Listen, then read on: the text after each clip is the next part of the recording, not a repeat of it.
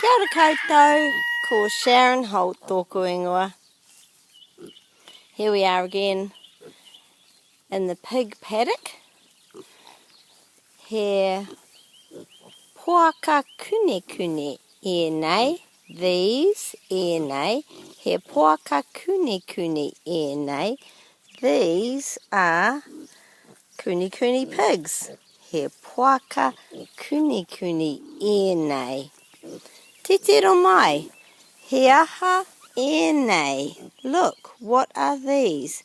Te tiro mai, he aha ēnei. So that's something you could do with children at any time.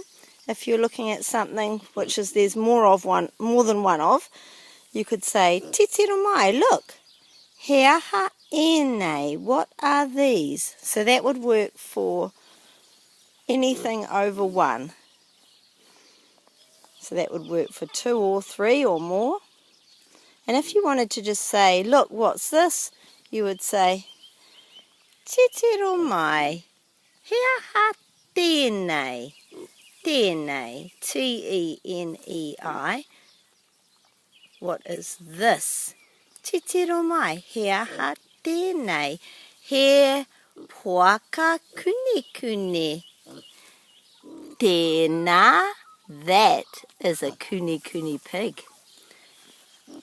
Te tiro mai, he aha ēnei. He poaka kune kune ēnā.